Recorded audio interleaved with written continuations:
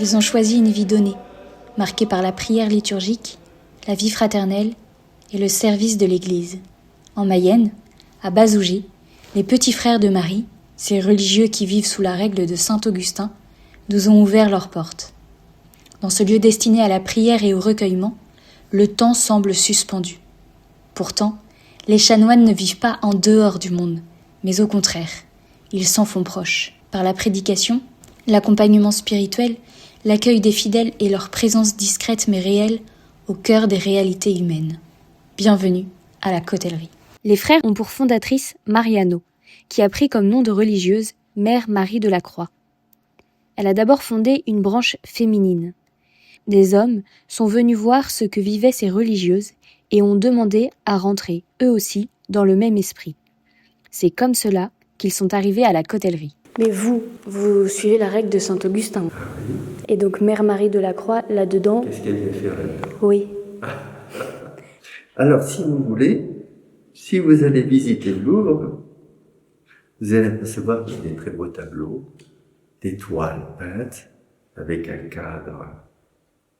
Et qu'est-ce qui tient la toile? C'est le cadre.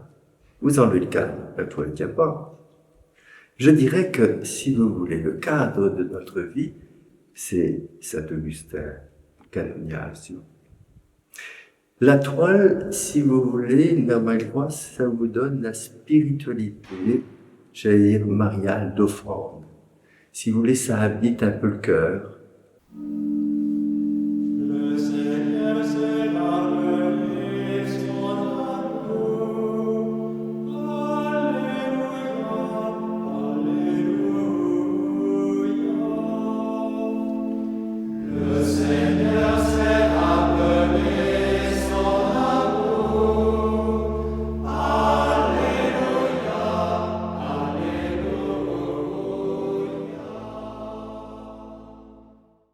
Au prieuré de la Cotellerie, la journée commence à 7h, par l'office du matin. Ensuite, le rythme de la vie canoniale se déploie sans précipitation. Les frères ne courent pas après le temps. Ils cherchent plutôt à l'habiter dans la présence de Dieu, à travers la prière, le travail et la vie fraternelle. Après ce premier temps de prière, les religieux se retrouvent pour un moment communautaire. Ils y partagent les éléments de leur journée, afin de demeurer unis, même lorsque chacun est appelé à ses différentes missions et services. Qui le veulent, vous pouvez nous rejoindre pour un travail qu'on fait à la lune en face de l'église. Donc, nous sommes 50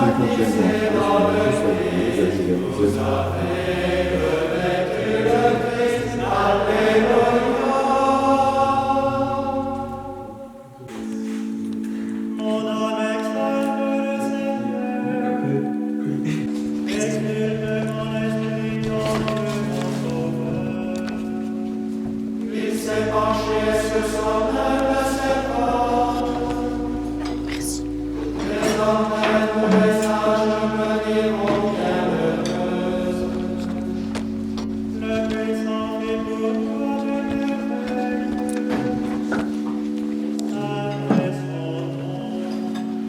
Son amour s'étendra sur ceux qui le craignent. Déployant la force de son bras, il disperse les humains. Il renverse les puissants de cause. Il élève les hommes. Il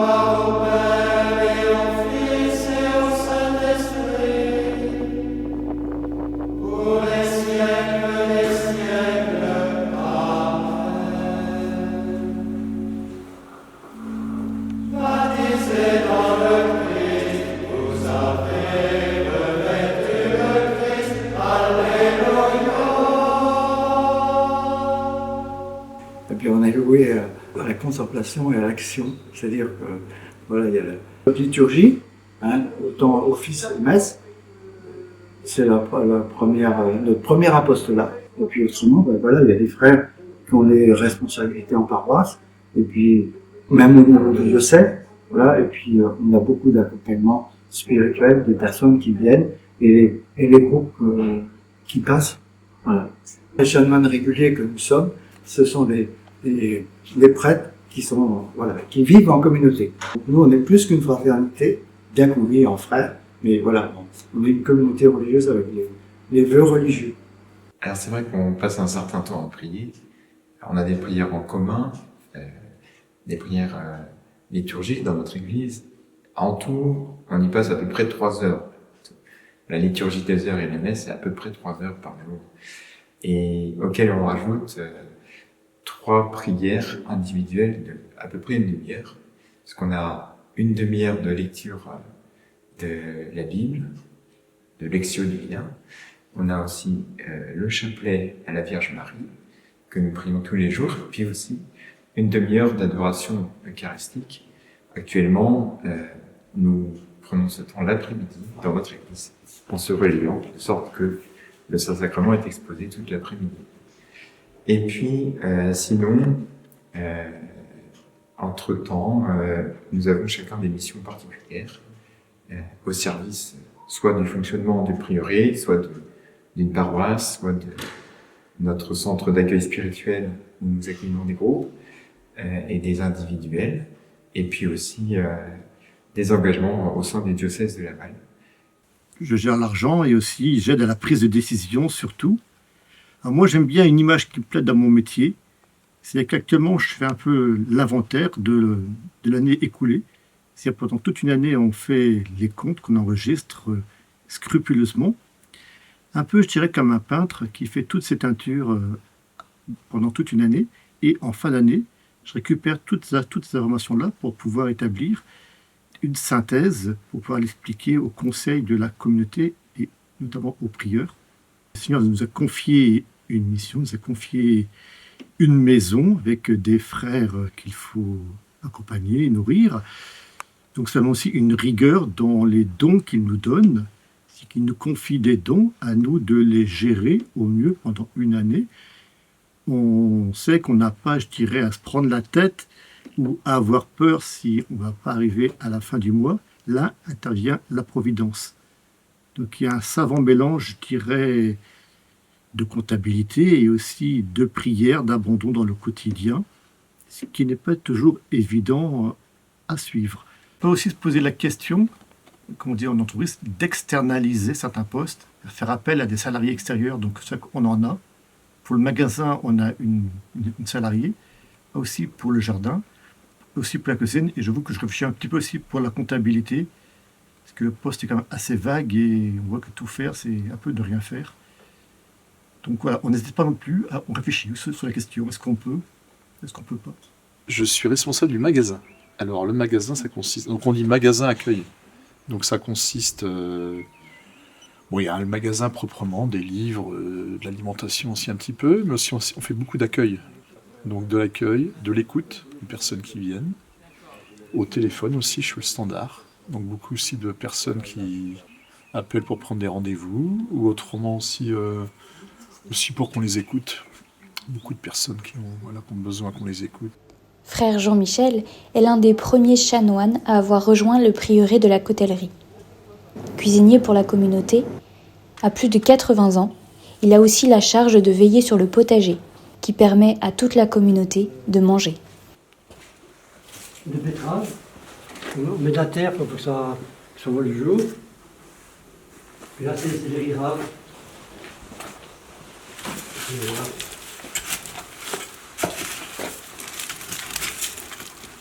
Ah oui, ils sont gros. Gros, hein. Frère Jean-Baptiste, lui, est sacristain.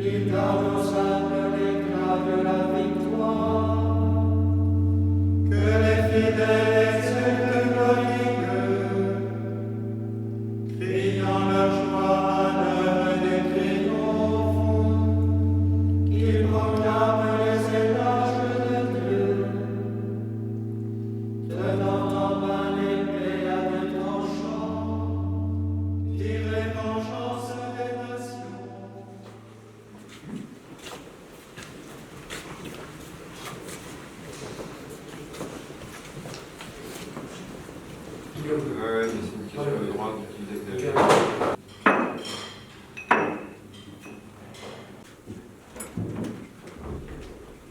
Au nom du Père et du Fils et du Saint-Esprit. Amen. L'ange du Seigneur annonça à Marie. Et pour nous pauvres pécheurs, maintenant et à l'heure de notre mort. Amen. Voici la servante du Seigneur. Qu'il me soit fait selon votre parole. Fais-nous un seul corps en Jésus ton Fils notre Seigneur. Amen.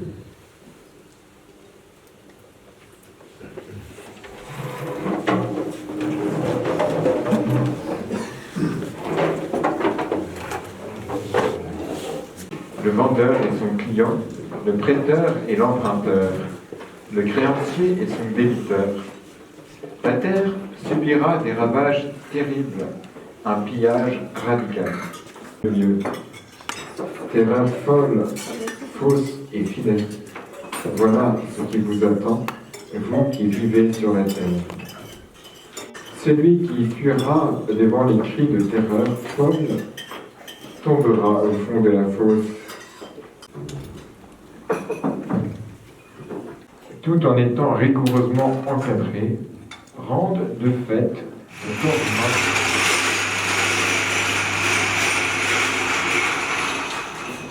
Vous avez pas mangé, vous, frère Théoine des Marie? Pas encore. Je mangerai au second service.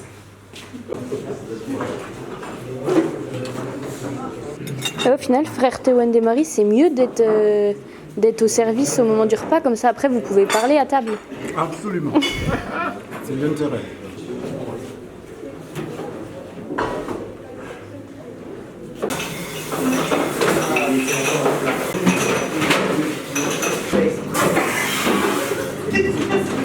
Frère Omer, vous êtes le prieur de la communauté. Oui, Pourquoi vous faites le service? parce que normalement le prieur il doit être au service de ses frères. Donc étant au service de mes frères, je me conforme à mon rôle en faisant le service. C'est à la fois un exemple pour mes frères, mais à la fois aussi pour dire que l'autorité, c'est une autorité des services. Après le temps du déjeuner et avant de se retrouver à l'église pour l'heure médiane, les religieux se donnent rendez-vous dans la salle communautaire pour partager le café et les nouvelles de la matinée. Je dis comme ça va, il me regarde comme ça, puis il sourit. Ah oui, c'est vrai. Voilà. Vous me demandez si c'est difficile de supporter des frères.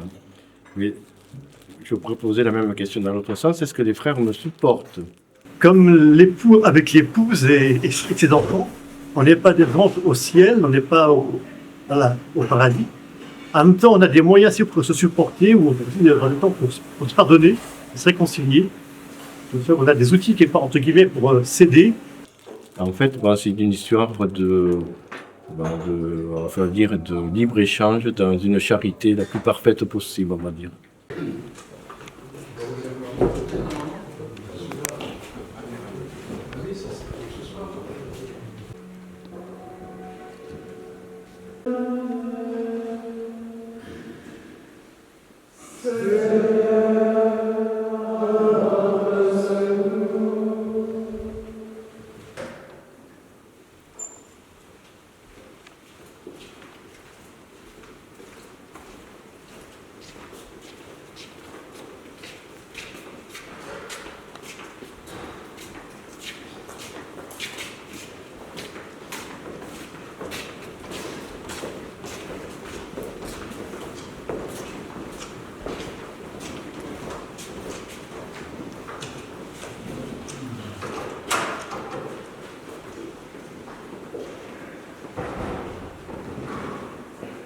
Alors, premièrement, avant de rentrer, Saint-Augustin, je ne suis pas sûr que je le connaissais. Donc, on le découvre. On le découvre, et puis quand on rentre dans une communauté comme celle-ci, eh bien, on adopte les mœurs de la communauté. Hein. Et ensuite, il y a tout un cursus, hein, vous savez, dans la vie, il y a un cursus. Et le cursus ici, c'est d'abord vivre, s'imprégner de l'esprit de la maison, voir si ça part à votre cœur, hein, pour que ensuite vous donniez votre adhésion. Et l'adhésion est des deux côtés, et de la communauté et de celui qui rentre. Vous voyez, parce qu'on fait une famille. Évidemment, quand on épouse une famille, on met tout en commun, c'est le but aussi, hein, c'est de la vie religieuse, communautaire. Et non seulement on met tout en commun, c'est bien, il y a aussi ses dons, ses charismes, etc. Voilà. Et c'est comme ça qu'on construit quelque chose. Et on le construit dans la durée.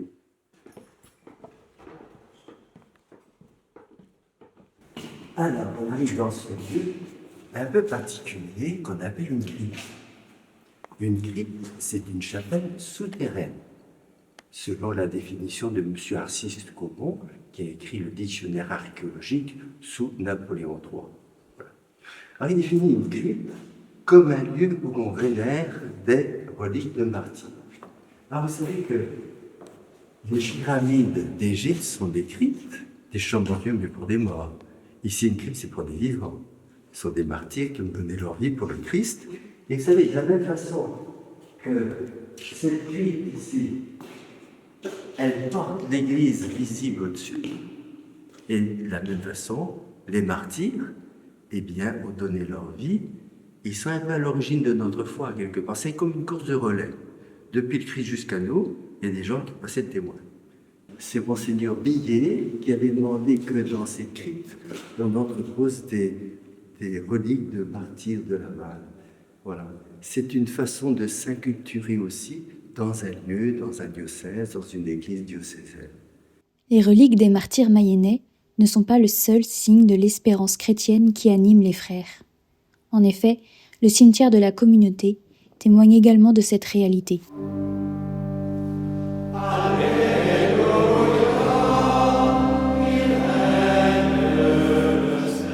Cette vie unie à Dieu, les chanoines ne la vivent pas uniquement tournée pour eux-mêmes. Leur vocation comporte une dimension ecclésiale, c'est-à-dire tournée vers l'Église et au-delà, vers le monde. Parce qu'un clocher, c'est le premier élément missionnaire d'une communauté. Simplement parce qu'un clocher, ça se voit de loin. Hein? Donc ça annonce un peu la couleur.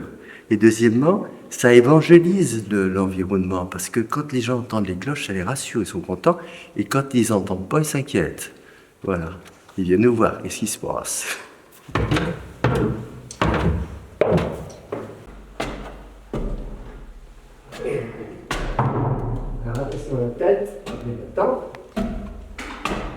Les cloches, si vous voulez, les 4 cloches sont tenues par un beffroi en bois.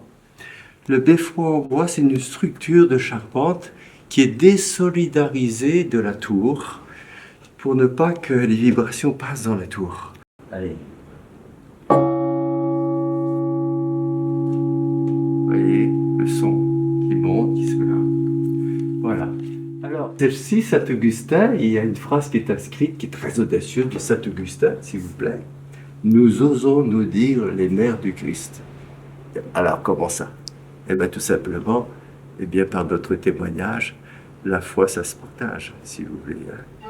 À 18h30, les petits frères de Marie se retrouvent en l'église du Prieuré pour l'office des vêpres.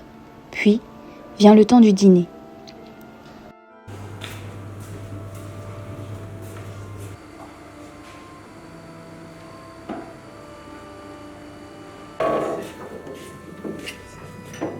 Ces limitations sont-elles le but de les mettre?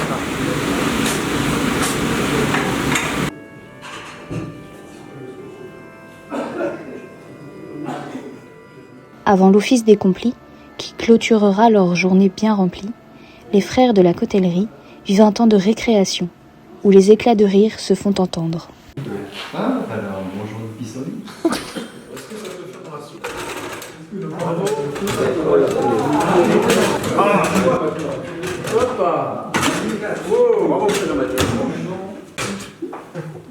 Ça va, hein? Oui, ça va.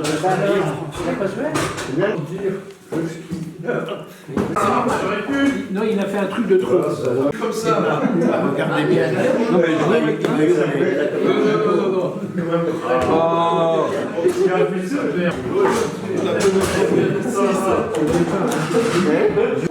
Non, c'est plus que.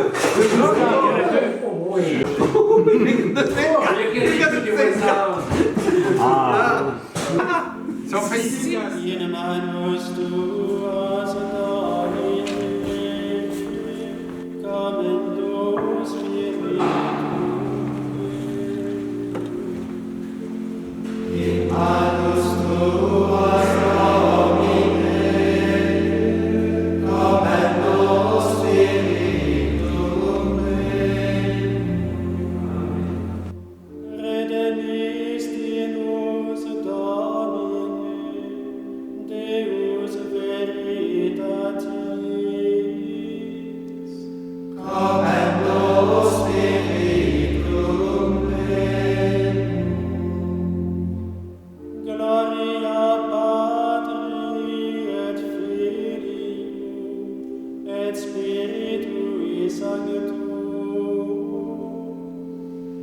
in anus